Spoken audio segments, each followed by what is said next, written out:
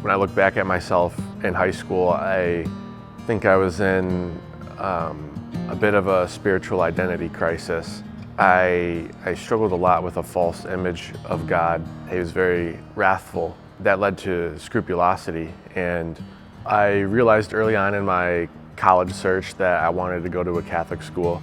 I was looking around in my home state of Michigan, and I couldn't find a school that I felt was authentically Catholic. Thankfully, my mom told me about this Cardinal Newman guide. Some of the other schools on the list were pretty well known, and when we looked at a map of all the schools on the guide, we were both pretty pleased to see that there was a school in a place called North Canton, Ohio. So I took a few visits, and here I am. When I got to Walsh, I was in more of an environment where I could heal that broken image. And since I've been at Walsh, I've found myself growing into more of an appropriate view of God, seeing Him as the true merciful and caring God that He is. It has not always been easy balancing academics with baseball, or with my spiritual life or social life.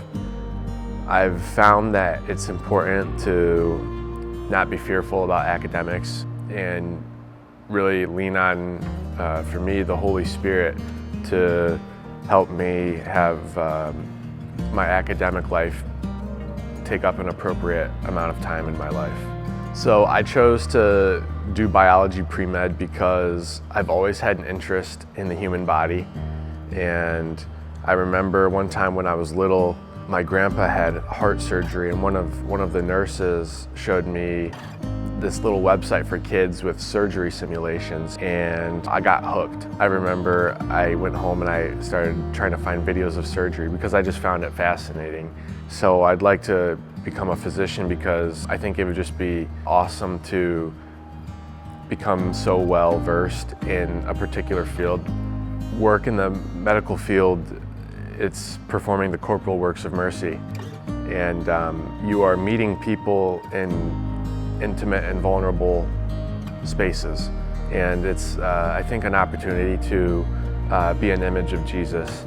When I move on to my professional life, God willing, as an orthopedic surgeon, I want to maintain a very prayerful life, and I've always thought that if my patients see me, they're going to know I'm Catholic without me having to say I'm Catholic.